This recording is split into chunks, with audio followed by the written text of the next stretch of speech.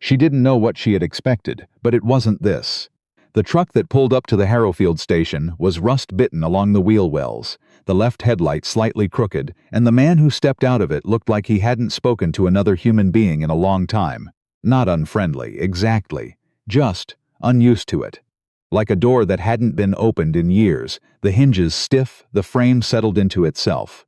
Cecily Horn stood on the platform with one suitcase and a canvas bag over her shoulder, and she told herself not to stare. She stared anyway. He was taller than she'd imagined from the letters, broader through the shoulders, with the kind of quiet that didn't feel like shyness so much as a decision he'd made long ago and never revisited. He wore a gray flannel shirt with the sleeves rolled to the elbows, despite the October cold, and when he spotted her, she was the only person left on the platform. His face did something complicated that she couldn't quite read, like surprise, but slower, like disbelief pulled tight across the jaw. "Miss Horn," he said. "Not a question." "Mr. Aldgate," she said back. "It's Cecily. Please." He nodded once, and took her suitcase before she could say anything about it. That was the first conversation they ever had. The drive from Harrowfield to the ranch took 40 minutes on roads that the autumn had turned to washboard, the spruce trees crowding close on either side, and the sky going that particular shade of northern pewter that meant snow before the week was out. He didn't fill the silence with talk, and she found, to her own surprise, that she didn't mind. She looked out the window at the land, the long flat runs of hayfield, the poplar groves already stripped bare, a fence line running to nowhere that she could see, and thought about the letter she'd read so many times the crease was splitting. "I'm not good at writing what I mean," Lawrence Aldgate had put. "But I mean to be honest. I have 400 acres and a working operation, no debt, and I've been alone out here for 6 years since my wife passed. I'm not looking for love, Miss Horn. I'm looking for a partner. Someone who wants a life that means something, even when it's hard. If that sounds like something you could want too, I'd be glad to hear from you." She'd answered because of that line. I mean to be honest. She'd had enough of men who didn't. The ranch was called Aldgate Creek, named for the waterway that cut along the western edge of the property, and when they came around the last turn of the gravel road and she saw it, the low timber frame house, the barn with its red paint faded to the color of old brick, the round pen where a gray horse stood watching them arrive. Something in her chest did a small, quiet thing she hadn't felt in a long time, like recognition almost. Like she'd been looking at something in her peripheral vision for years and had finally turned to see it straight on. She didn't say that to him, of course. She climbed out of the truck and looked around and said, "It's beautiful country." And he looked at her then, really looked, with those gray eyes that she would come to understand were always doing more thinking than his face let on, and said, "It is." She wasn't sure which one of them he was talking about. She told herself not to be foolish. The arrangement was simple enough, on paper. She would take over the management of the household, help with the books, assist during calving season in March, and in exchange, she would have room, board, and a wage. The marriage was practical. His accountant had apparently told him there were tax advantages, and she needed the legal status of a spouse to secure her residency papers after the situation in Ontario had made staying on impossible. They'd signed the license in Harrowfield the morning she arrived, at the municipal office, with the clerk as witness, and she'd worn her good blue dress and he'd worn a clean shirt, and neither of them had said much on the drive back. What she hadn't accounted for was the way the house would feel in the evenings. He went to bed at 9 and was up before 5, which she came to understand was simply the rhythm of the place.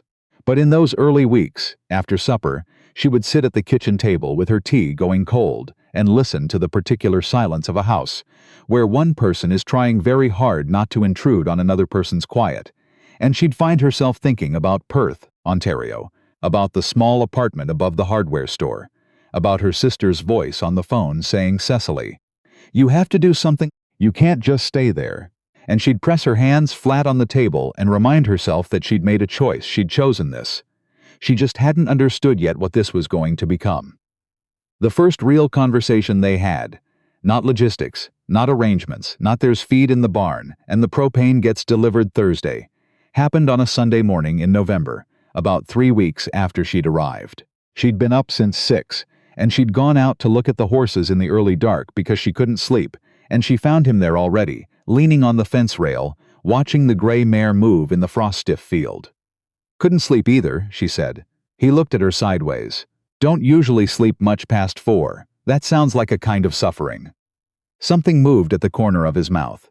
Not quite a smile. Almost. "You get used to it." "I don't think I will." "You might," he said. "The quiet gets into you after a while. Changes how you hear things in the city." "I wasn't really a city person," she said.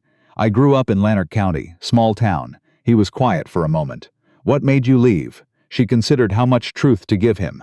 She'd been careful, in the letters, not to say too much. Not because she'd lied, exactly, but because some things needed to be earned before they were told. "There was a man," she said finally.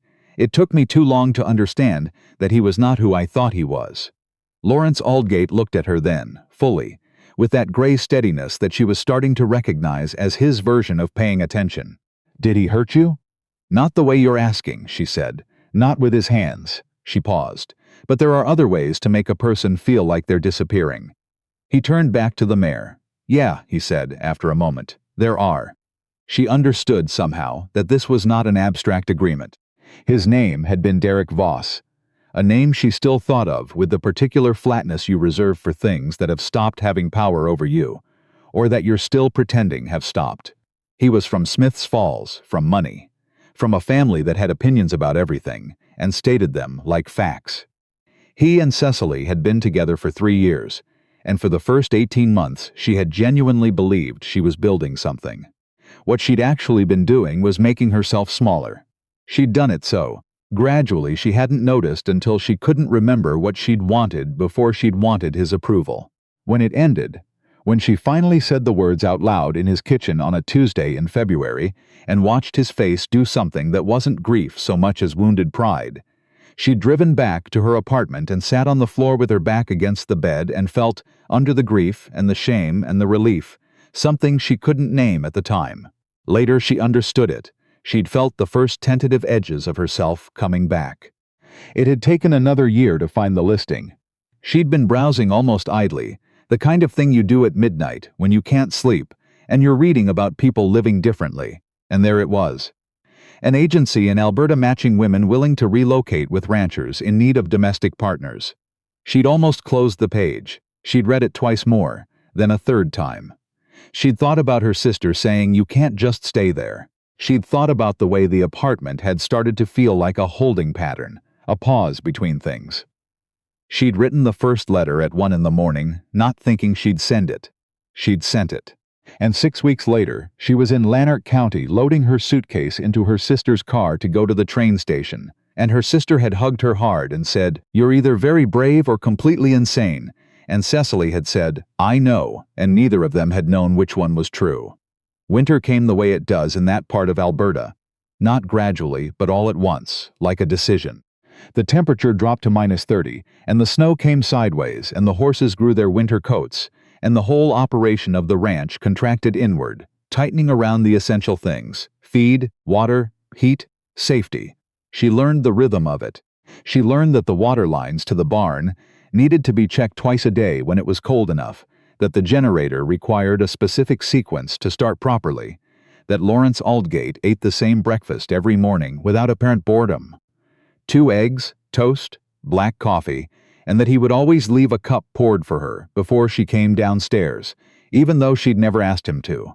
That cup of coffee became something she thought about more than she thought it should. She learned other things, too.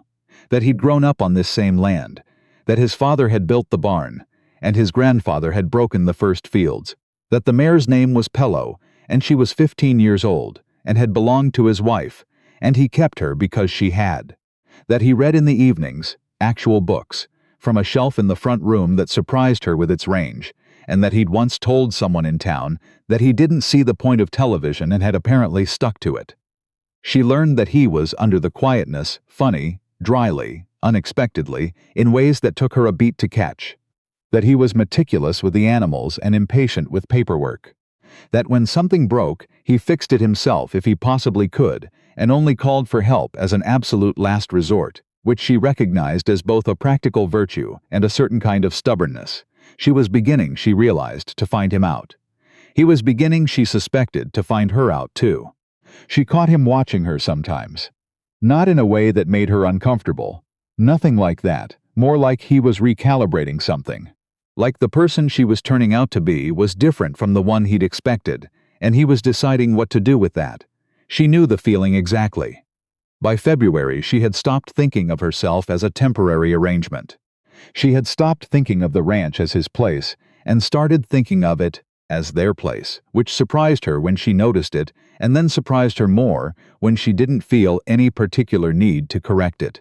That was the week she found out about Terrence Good.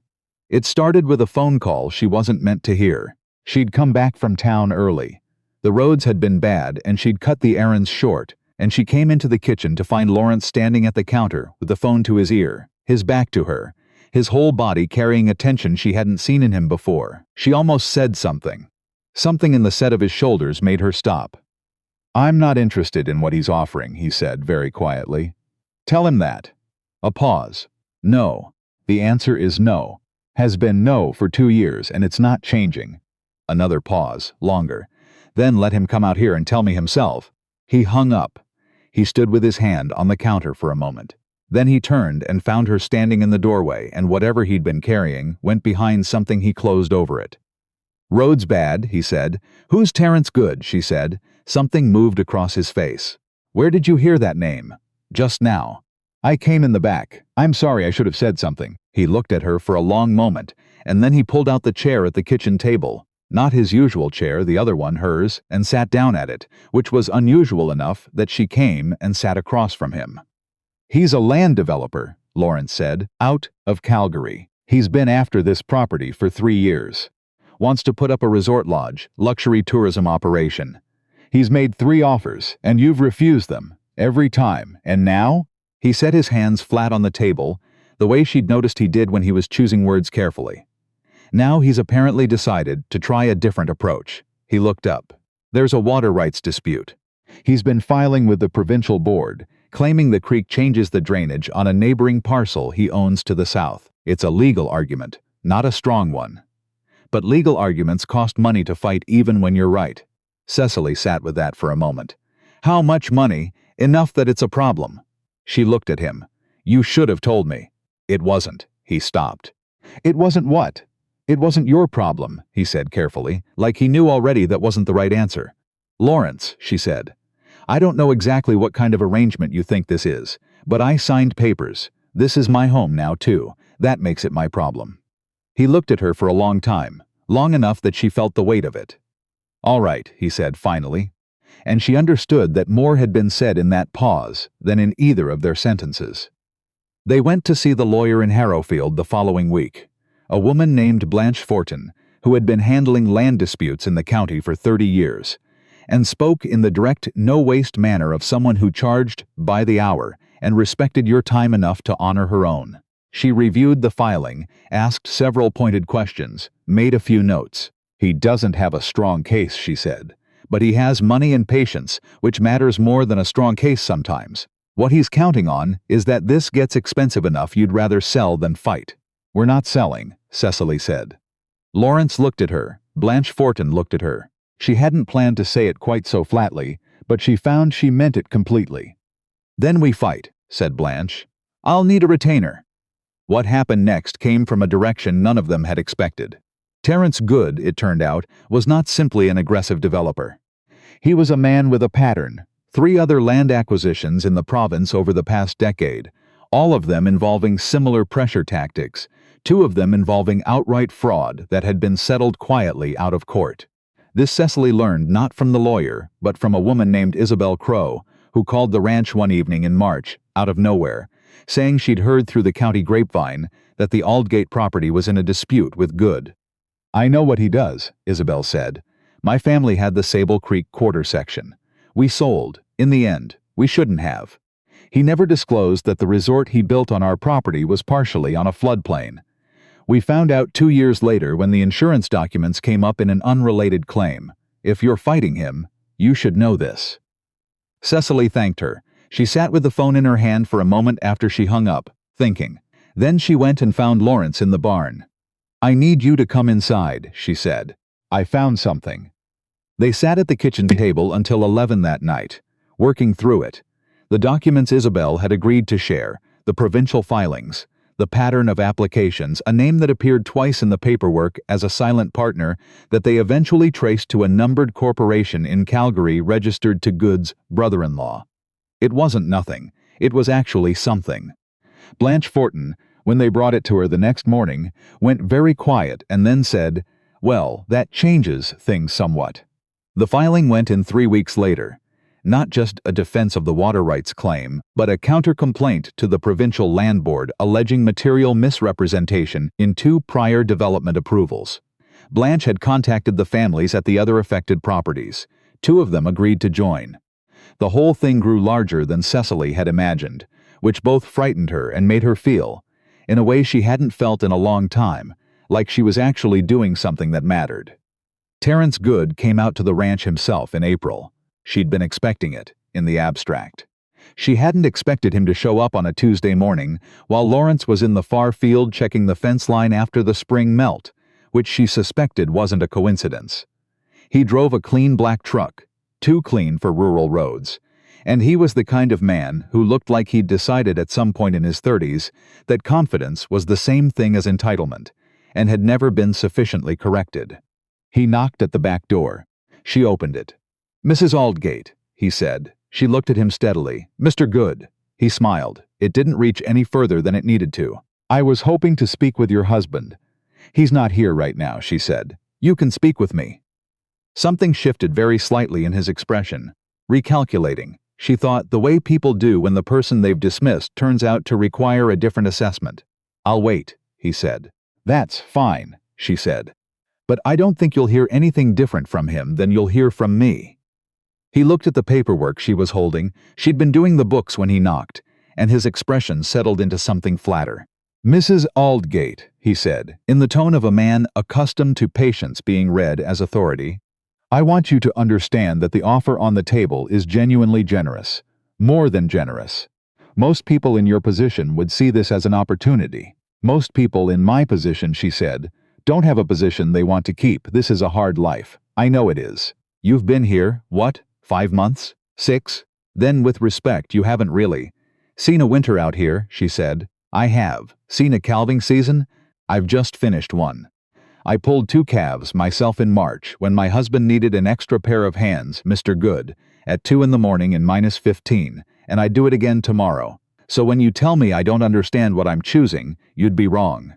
He studied her. She thought she saw something genuine move behind his eyes, then watched it close back over. "The legal proceeding you've initiated," he said, "is going to cost you considerably." "It might," she said, "but the counter-complaint we've filed with the provincial board, along with the statements from the Crow family and the Pelletier family, is going to cost you considerably more. Especially once the floodplain issue comes up in discovery." The silence that followed was the best silence she'd had in a long time. He left without waiting for Lawrence.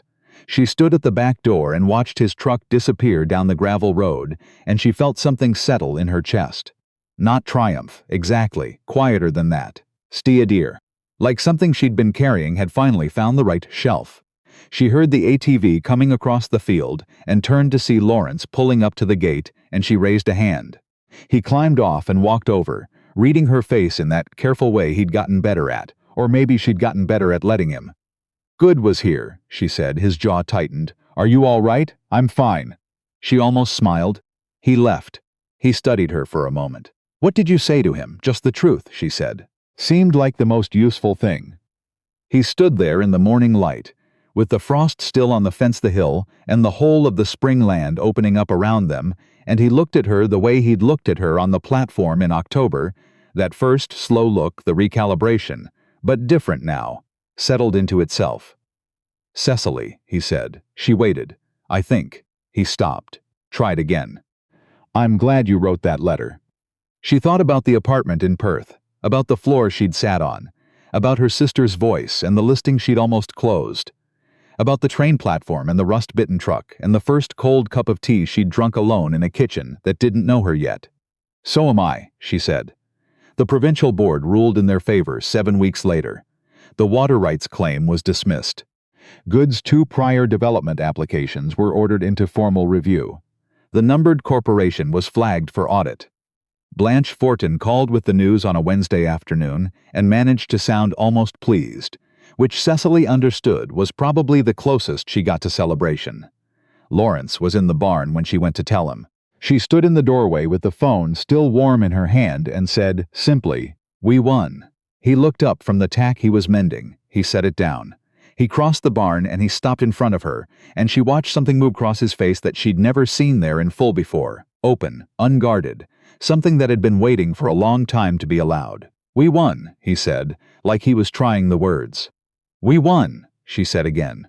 And then his arms came around her, carefully at first, and then not carefully at all, and she pressed her face against his shoulder and felt the solidity of him, the realness of him, this man who had been honest in a letter when honesty cost something, and she thought this is what it feels like when the right thing stops being a decision and becomes just a fact. She didn't say that out loud. She didn't need to. That fall, she got a letter from her sister. Enclosed was a photograph, the two of them at the train station the day Cecily had left, her sister's arm tight around her shoulders, both of them squinting into the September light. "I found this in a box," her sister wrote. "You look terrified. I thought you should know that you don't look like that anymore, based on the photos you've been sending. You look like yourself." I'd forgotten what that looked like. Cecily kept the photograph on the kitchen windowsill, next to the small ceramic mug Lawrence had bought at the farmer's market in Harrowfield because it was blue, and she'd said, once, in passing, that blue was her favorite color. He hadn't mentioned it when he put it there. He'd just put it there. That was him, she'd learned. That was how he loved things, quietly, with the kind of attention that didn't announce itself, that you only noticed when you finally knew what you were looking for. And she knew, now. She knew exactly what she was looking for. She was standing in it, in a kitchen that had learned her back, in a house that held her the way the land held the creek, without making a show of it, just permanently, without intending to stop. Outside, the first snow of the season was coming in from the northwest. She could tell by the way the light had changed. The particular gray gold of the cloud cover moving over the spruce line, the way the horses had all turned their backs to the northwest and stood quiet. She'd learned to read that. She'd learned to read a lot of things. She put the kettle on. She heard the back door open. "Snow's coming," Lawrence said, stamping his boots on the mat. "I know," she said. She poured 2 cups without being asked.